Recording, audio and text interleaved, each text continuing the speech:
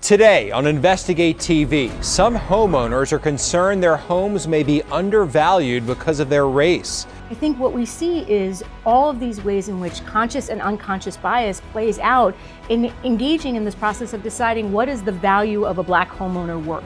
Plus, a troubling trend, homes stolen because of fake deeds. I mean, this is stealing, this is theft.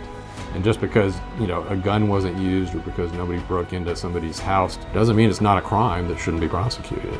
And a law to protect African American burial grounds has no money behind it. We fought to get this bill passed.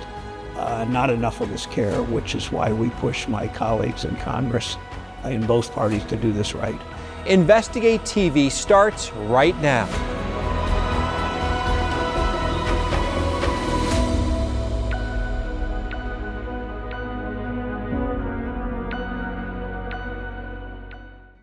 Hello and welcome to Investigate TV. I'm Lee Zurich. Some homeowners of color say their properties are being appraised for less money than they're worth.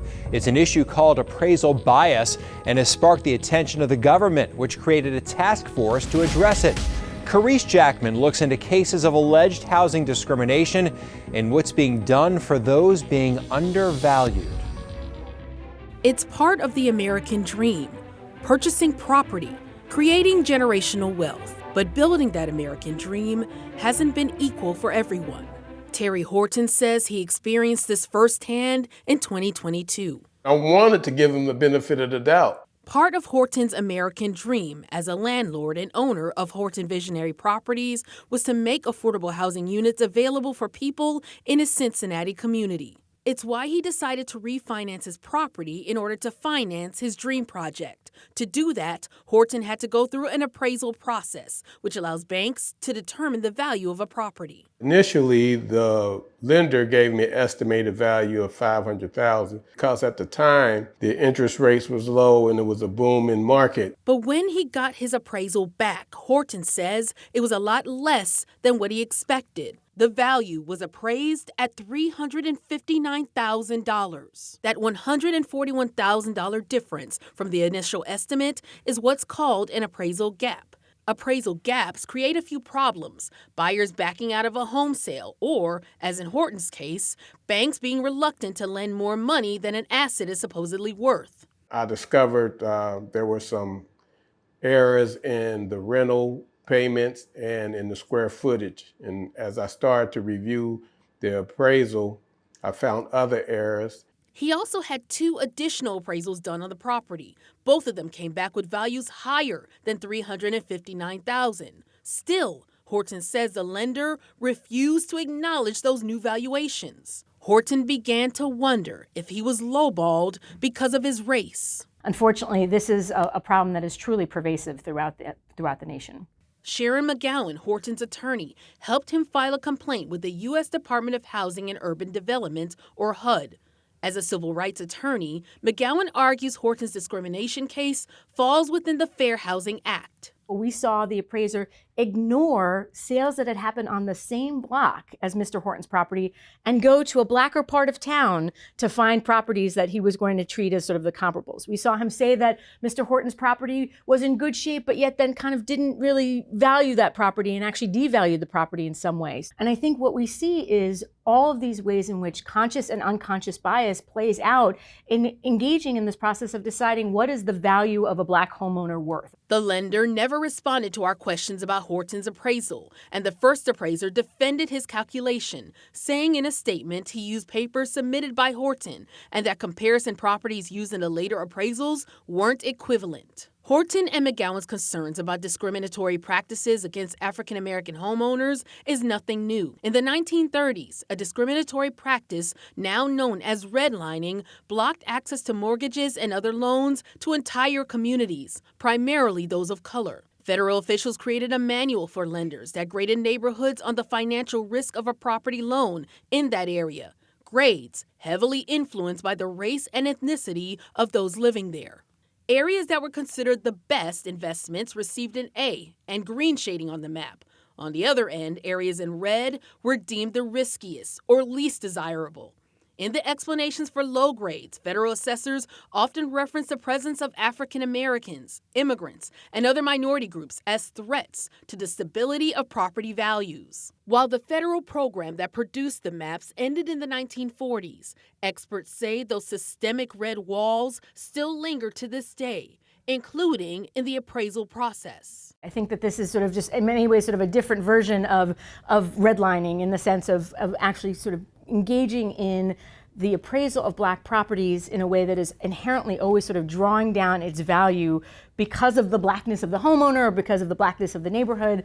And this is one of those things that it really needs a federal response as well as a local response. Our national investigative team reviewed federal data on home appraisals from 2013 to 2021. When we looked at historically redlined census tracts, we found that on average, minority-owned properties experience appraisal gaps at a rate higher than those with white owners. Low valuations, often with high financial consequences. For example, when we looked at minority-owned 3-bedroom homes in redlined areas, we found when there was an appraisal gap, the difference was often more than $10,000, up to $60,000 in some cases. We're taking measures and considering options to stamp out appraisal bias. Zixta Martinez is Deputy Director of the Consumer Financial Protection Bureau and is on the task force charged with increasing fairness in the lending and valuation process. Where you live is a sense of security and a sense of who you are. And systematic undervaluation of neighborhoods and communicates detrimental messaging to the people who live there and has a real toll on people. Just because that we have disparities in outcomes, it doesn't necessarily imply the reason is racial bias. Tobias Peter is the co-director of the Housing Center at the American Enterprise Institute. We think that there are plenty of other explanations like locational differences, market conditions, quality of home upkeep that may explain some of these differences. So market conditions clearly matter. But InvestigateTV found multiple examples across the country of identified cases of appraisal bias. In Kentucky, an appraiser surrendered her license after describing a town as having, quote, a Black race population above state average. The state and the Freddie Mac appraiser quality monitoring team found this language subjective, racial, or stereotypical, which is prohibited by real estate appraisal standards. For African Americans, no matter where they live, they feel like they're facing racial bias. It doesn't matter if you're in a Black community, white community, majority, minority community. It's something that's going to affect them. What should be done to address that? I think that's a huge problem. And I think what would help is if we were to provide data and data that would show that the problem is it's not systemic, but that there are bad apples. But our team found many states don't track bias-related appraisal complaints or don't make the information public. There's a lack of minority appraisers that would really help the situation. Thaddeus Dawson is the president of 10K Black Appraisers and 10K Minority Appraisers Foundation, two organizations working to make sure people of color are represented in the industry by offering training programs, paid internships, and other opportunities to young people. And unfortunately, due to the bias and discrimination, people of color have lost a tremendous amount of equity that they will never, ever be able to recover. So that equity is what separates you from poverty and opens up legacies.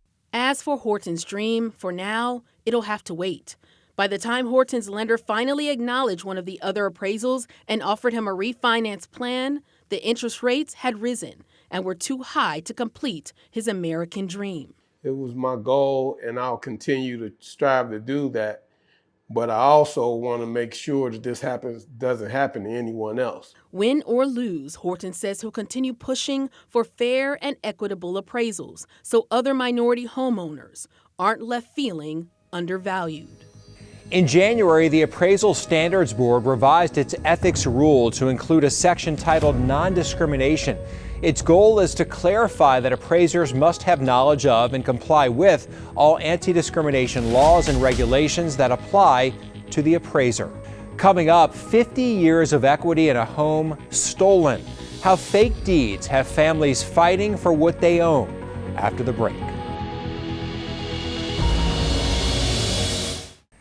Welcome back to Investigate TV. It's a misdeed that could cost you everything you own. Houses stolen from families after fake deeds were filed on their homes. Sierra Cummings reveals one small factor that makes it even easier for thieves. Had you heard of something like this happening before?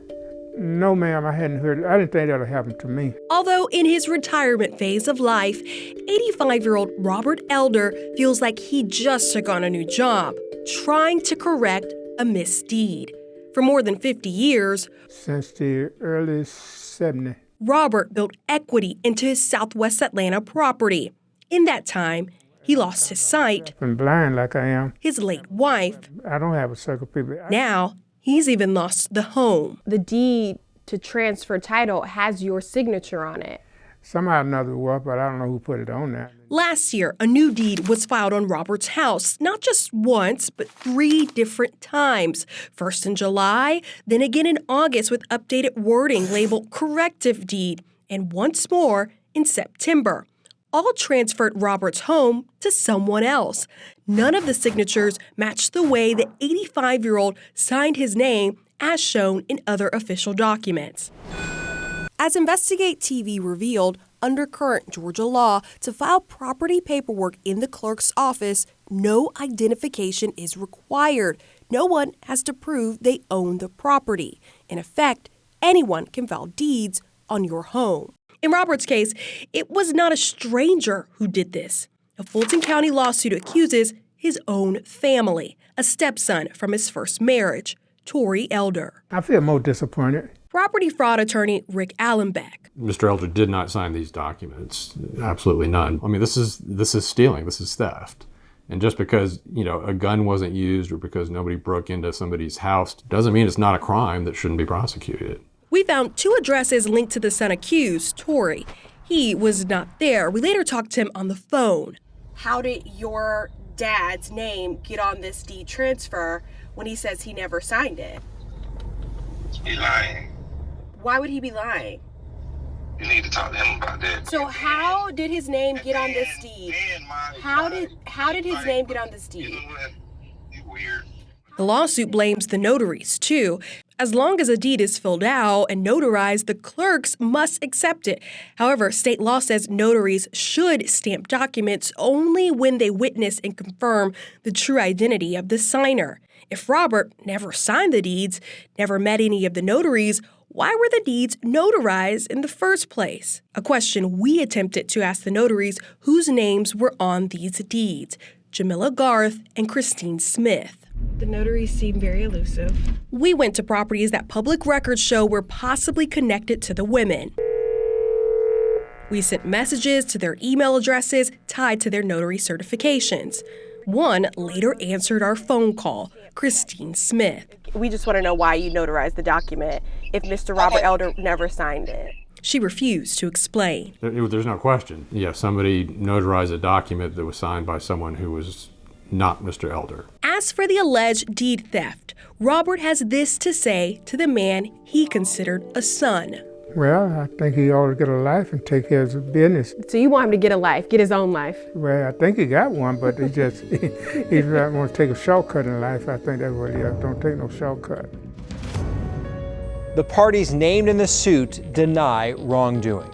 After the break, we examine why Congress has yet to pass funding for a program that aims to protect and preserve African American burial grounds.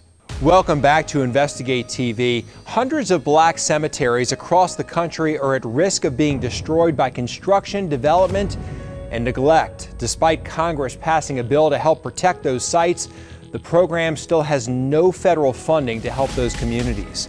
Caresse Jackman continues months of reporting on this issue and spoke with leaders on Capitol Hill to explain what's happening as African Americans fight to preserve sacred ground. When it comes to funding the preservation of neglected and abandoned African American cemeteries, Congress passed an empty promise. Why has it not been funded at this moment in time? Well, it hasn't been funded because Congress too often engages in petty fights. I mean, it's why people don't like Washington too often. Sherrod Brown is a U.S. Senator from Ohio. When he was contacted about an African-American cemetery in his state desperately in need of repair, he wanted to act. I heard about Union Cemetery in Cincinnati. We toured the cemetery. We saw the decades of neglect. Brown, along with other congressional leaders, passed bipartisan legislation to create the African American Burial Grounds Preservation Act. Signed into law in December 2022, it provides a program of the National Park Service to provide grants and technical assistance to local partners to research, identify, survey, and preserve these cemeteries. Representative Alma Adams from North Carolina also sponsored the bill in the U.S. House of Representatives. It's about the sacredness of our families and respecting people and respecting the sites that we've left them in. Funding is appropriated through the congressional budget process. The National Park Service proposed $3 million for the program, as well as an increase of $1 million to spread across other grant programs. But after all of that, right now, there is no money. Congress didn't approve the budgets, leaving many descendant communities in limbo. For the families who sadly have been fighting these battles to make sure that their loved ones' remains were sacred and taken care of, they sometimes feel like Congress doesn't care. People in D.C. don't care. What would you tell them? Well, some of us care. We fought to get this bill passed. Not enough of us care, which is why we push my colleagues in Congress in both parties to do this right. We have to get enough people to put this as a priority item. I think it is a priority item, but I also have to get my colleagues to think that as well. Our national investigative team spent months exposing this problem happening all across the country. African American burial grounds at risk of abandonment, erasure, or being potentially destroyed by construction and development. Our team found that Black cemeteries are rarely tracked state by state. In most states, the permit process to remove remains from one location to the next is virtually non-existent for African American cemeteries, especially when historically burial grounds where enslaved Africans buried their loved ones were rarely documented or put on historical maps. Or should state agencies do more to make sure that these sites are protected? Absolutely. States have a responsibility. The federal government has a responsibility to help the states in terms of providing the support, which is what we would be doing through the legislation that we're proposing. Senator Brown and Representative Adams say they'll keep pushing for federal funding and support so descendant communities can visit their loved ones' burial sites and not worry if their history will be destroyed. There's a proverb that when you drink the water, think about who dug the well. And that's what we need to think about in these. It's the people that are buried in that cemetery that build up our communities, our Black communities, our white communities, our communities overall, and we honor them.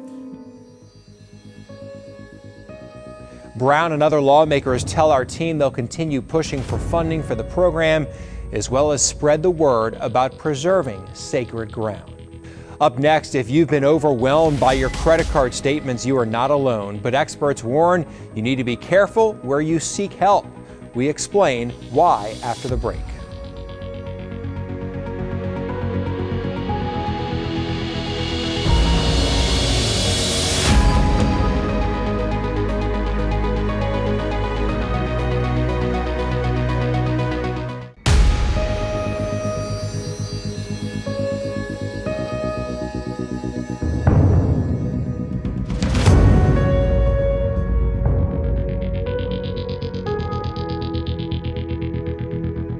Welcome back to Investigate TV. For the first time ever, Americans' credit card balances surpassed $1 trillion in 2023, according to data released by the Federal Reserve Bank of New York.